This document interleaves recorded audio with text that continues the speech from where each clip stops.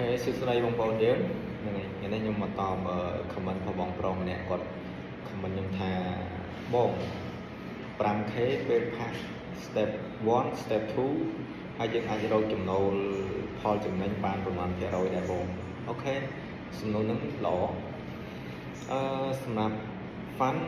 សម្រាប់ step 1ហើយនិង step 2គឺពេលណាដែលយើងផាសគឺ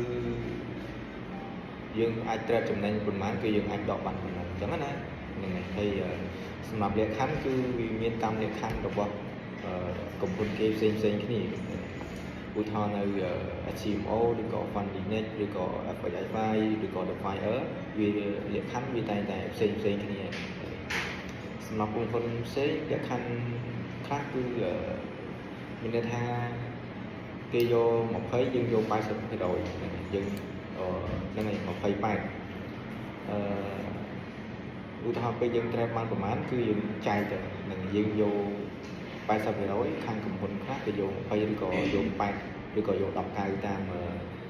ក្រុមហ៊ុនផ្សេងអញ្ចឹងណាហ្នឹងហើយហ្នឹងវីដេអូមួយហ្នឹងគឺមានតែប៉ុណ្ណឹងសម្រាប់បងប្អូនដែលមានចម្ងល់អាច comment សួរខ្ញុំនៅខាងក្រោមបានអូខេអរគុណ